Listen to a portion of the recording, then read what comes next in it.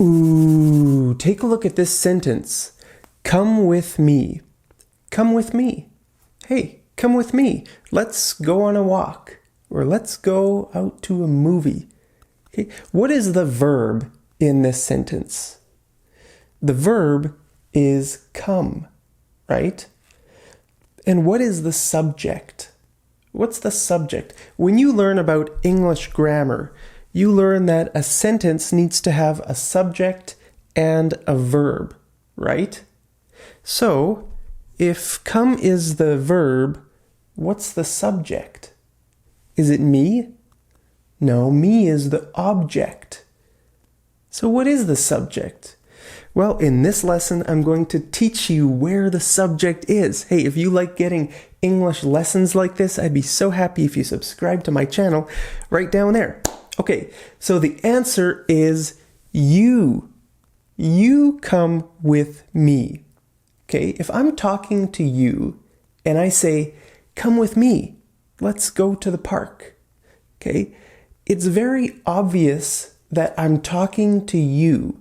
So you are the subject, right? So there is the subject. But you know what? Very often in English, we don't actually say you. Like I wouldn't say, you come with me to the park, or you buy me some chocolate. Right? I wouldn't say that. I wouldn't say you. I would just start with the verb, right? Like come with me, or buy me some chocolate. Okay, so very often in English we don't have that, but that is still the subject. It's still the subject, but it's not actually in the sentence. Does that make sense?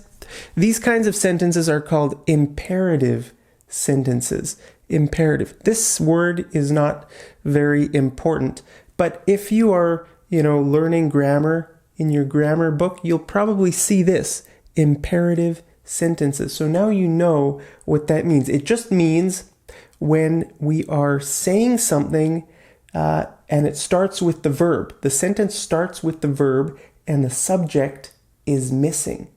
Right? Usually when a sentence starts with a verb, then it's a question, right? Like, are you coming to visit me? Right? It's a question, so we start with the verb are. We don't say, you are coming to visit me. No, are you coming? So most sentences that start with the verb are questions, but these kinds of sentences start with the verb, but they're not questions, right? Come with me, buy me some chocolate, go over there, right? Now take a look at this sentence. Eat. Eat. Is this a sentence? Yes, it is a sentence, but it's only one word. It's a one-word sentence, right? This is the verb, eat. So where is the subject? The subject is you eat. I'm talking to you. Eat. Eat. Okay, so hey, did you know that a sentence can have one word? If you didn't know that, click the like button right down there. Okay, so look at this. Give me the knife. This police officer is telling, a bad guy, give me the knife. Give me the knife, right? So he's starting with the verb. It's like a command or a request, right? These kinds of sentences are you telling someone what to do, like a command or a request, like give me the knife. Give me the knife. He's not asking him, like he's not saying, would you give me the knife or could you give me the knife? He's telling him, give me the knife, right? So it's sort of like a question, but it's like a command, right? Give me the knife. So he's saying you. The subject is you, but it's not really there in the sentence, right?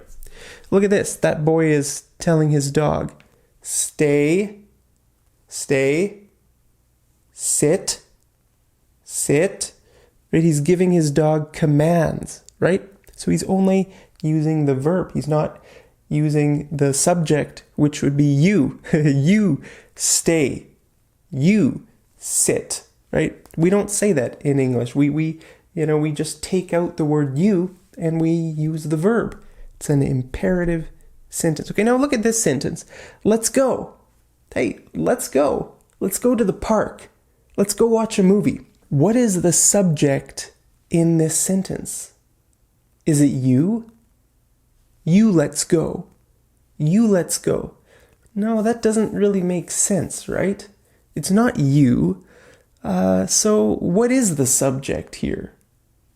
Well, the answer is I don't know. I have no idea.